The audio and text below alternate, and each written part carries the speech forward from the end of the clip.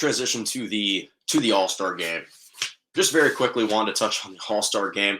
And let me say this, Team LeBron beat Team Durant 163 to 160. Team LeBron. LeBron's now 5-0 in this new All-Star format. I love this new All-Star format.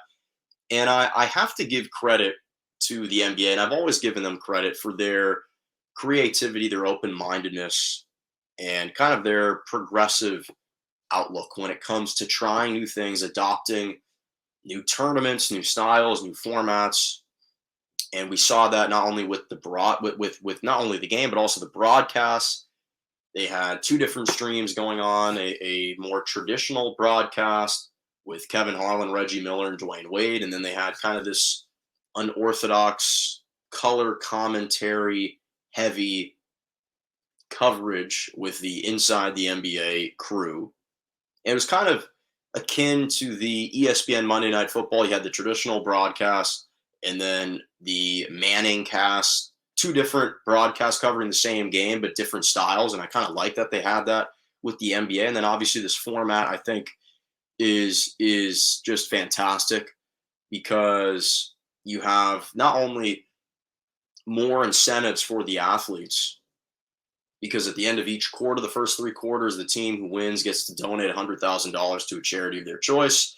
And then whatever the total score is after the first three quarters, the team that's in front, you add 24 points in honor of Kobe and his 4 All-Star Game MVPs, and that's your target score. It's the Elam ending. I think it's been a great addition, and we've seen the impact that it's had on the game. The stretch that down the stretch of the game is always a lot more competitive. You see the intensity ratchet up. Players actually care, and it's tremendous. And I also thought that given that this All-Star game was being played in Cleveland, it was fitting that the two Ohio guys would show out. Steph Curry being from Akron, obviously LeBron as well. Those two guys left their imprints on the outcome of the game. Steph showed once again why he is universally recognized and unequivocally recognized as the greatest shooter of all time. Made 16 threes in the game, which was an All-Star game record. It's a shame that the All-Star game isn't considered a regular game in the NBA because the record for the most threes in a regular game is 14, hit by his Warriors teammate Klay Thompson, and Steph Curry hit 16. Not to mention 8 threes in an All-Star game was the record. He hit 9 in the first half, and then he comes out into the third quarter, starting off hitting 5 straight threes. He was absolutely sensational. His shot making is ridiculous. It's absurd. And then to have it bookend with LeBron hitting a ridiculous one-legged turnaround to ice the game and win it for Team LeBron, basically over 2 defenders, Zach LaVine, and then Joel Embiid came for a late help. It was just a fitting way for that game to end in LeBron's house, in the King's Palace, for him to be able to shine the brightest in that final moment. Just seemed fitting for a number of reasons. But what I thought was the most special is, again, this was a night where the NBA was recognizing the top 75 greatest NBA players of all time. This is the NBA's 75th anniversary, and it was their 75th All-Star game.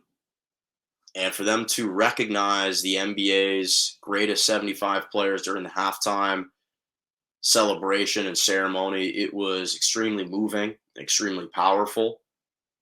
And I thought the fact that they singled out every single member of that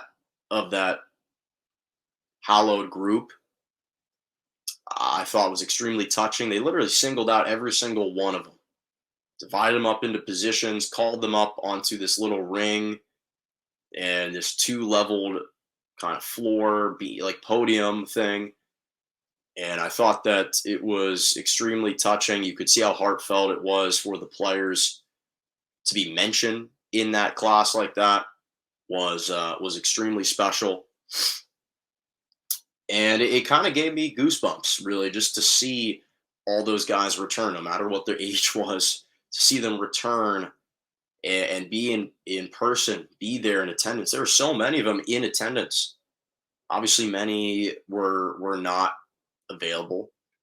Some unfortunately passed away, but most of them were able to be there in person, and that was, I think, unique. It was one of the rare instances where you saw that collective star power amongst everyone, and that was really really special, and that was really really unique. And I just thought the game was done beautifully. I thought the ceremonies were executed beautifully. They paid respects. It was a great tribute to all of those guys there, and it was just extremely extremely moving.